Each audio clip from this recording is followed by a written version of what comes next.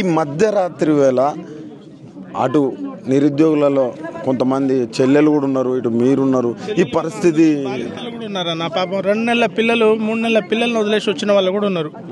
పొద్దున్న నుంచి ఏం తినకుండా 10 కిలోమీటర్లు పాదయాత్రతో వచ్చారు. అక్కడ నుంచి పోలీస్ హెడ్ క్వార్టర్ నుంచి ఉస్మానియా యూనివర్సిటీ వరకు 10 కిలోమీటర్ల పాదయాత్రతో వచ్చారు. ఇది ఏ రాజకీయ నాయకునికి సంబంధించింది కాదు, ఎవరు కాదు. మేము డిఎస్సి కోసం పోరాటం చేస్తున్నాం. మాకు మెగా డిఎస్సి కావాలని ఉన్న ఈ డిఎస్సికి ప్రిపరేషన్కి 3 నెలల సమయం కావాలని పోరాటం చేస్తున్నాం.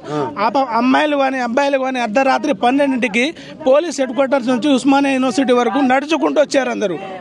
కానీ దీన్ని ప్రతిపక్షం వాళ్ళు, అధికార పార్టీ వాళ్ళు దీన్ని ఉపయోగించుకుందాం అనుకుంటున్నారు. కానీ ఇది ఏ రాజకీయ నాయకునికి సంబంధం లేనిది.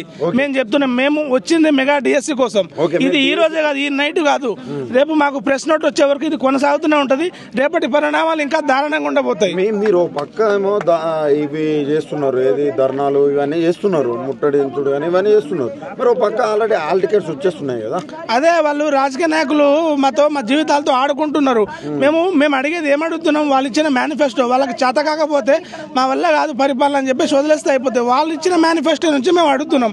25 ఏళ్ళ మెగా డిఎస్సీ అన్నావు, ఆ మెగా డిఎస్సీ ఏమైంది? ఆ టీఆర్ఎస్ ఇచ్చిన ఒక 5,000 పోస్టుకి నీకు ఇంకో 5,000 పోస్టులు ఇచ్చి నువ్వు 11,000 దాన్ని మెగా డిఎస్సీ అంటున్నావు. అది ఎట్లా మెగా డిఎస్సీ అవుతుంది? మాకు నువ్వు మేనిఫెస్టోలో చెప్పినావు కదా, ఆ పోస్టులు కొంచెం రిలీజ్ చేసి మాకు ప్రిపరేషన్కి సమయం ఇవ్వడానికి అసలు దానివల్ల నీకు వచ్చే నష్టం ఏముంది?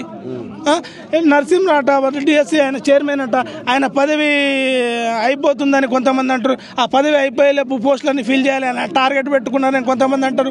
ఇదంతా రాజకీయ నాయకులు ఒక్క పదవి కోసం ఈ టార్గెట్ ఏంటి ఇదంతా అర్థం కావట్లే. ఇప్పుడు ఒక్కొక్క న్యూస్ బయటకు వస్తున్నాయి.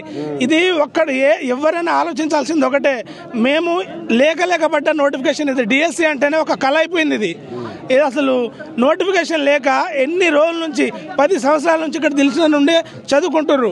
అయితే ఇప్పుడు ఏదైతే మిమ్మల్ని ఆ రోజు నిరుద్యోగుల్ని యూజ్ చేసుకొని కొంతమంది అధికారంలోకి వచ్చారు, ఇప్పుడు వాళ్ళు మీకు ముఖం చూపిస్తున్నారా? అసలు మీకు అసలు వాళ్ళ అడ్రస్ అయితే దొరకట్లే. వాళ్ళు ఏంటంటే అసలు ఎలా తప్పించుకుందాం, అసలు వాళ్ళు మొత్తం పార్టీ తరపు నుంచే తప్ప పాప వాళ్ళు నిరుద్యోగులు ఇబ్బంది పడుతున్నారు. ఒకప్పుడు ఇదే మనుషులు బలమూరు వెంకటన్న కానీ మన తిన్మార్ మల్లన్న కానీ వీళ్ళు రియాజ్ వీళ్ళందరూ ఫైట్ చేసిన వాళ్ళే. కానీ ఈరోజు మేము నిరుద్యోగులందరూ రోడ్డు మీదకి వస్తుంటే కానీ వాళ్ళు పార్టీ తరపున ఆలోచిస్తున్నారు. మేము కాంగ్రెస్ లో ఉన్నాం కదా, మా గవర్నమెంట్ ఎంత గలీజ్ అయినా కానీ మేము చెప్పుకోం, అట్లా అదే ఆలోచిస్తున్నారు తప్ప పాపం నిరుద్యోగులు రోడ్డు మీదకి వచ్చిర్రు, పాపం వాళ్ళ ఇబ్బంది ఉంది, వాళ్ళ బాధ వేరే అని ఆలోచిస్తలేరు. మాకు మెగా డిఎస్సీ ప్రకటించాలా, మాకు 3 నెలల సమయం ఖచ్చితంగా కావాలా. అది ఉండేదాకా మేము పోరాడుతూనే ఉంటాం. ఈ రోజు ఒకవేళ ప్రకటించకపోతే మీ తక్షణ కర్తవ్యం అంటే నెక్స్ట్ ఏమి ఉండబోతుంది? మేము ఉద్యమం ఆపమన్నా ఇంకా ఉద్రిక్తం చేస్తాం. రేపు పరిణామాలు చాలా దారుణంగా ఉంటాయి. ఇప్పుడు పొద్దున్న నుంచి తినని వాళ్ళు కూడా ఉన్నారు, రేపటిదాకా అందరు ఇండే ఉంటారు. ఏమైనా అయితే మాత్రం ఇది ఖచ్చితంగా ఇది వేరేలా ఉంటుంది ఇది. ఓకే.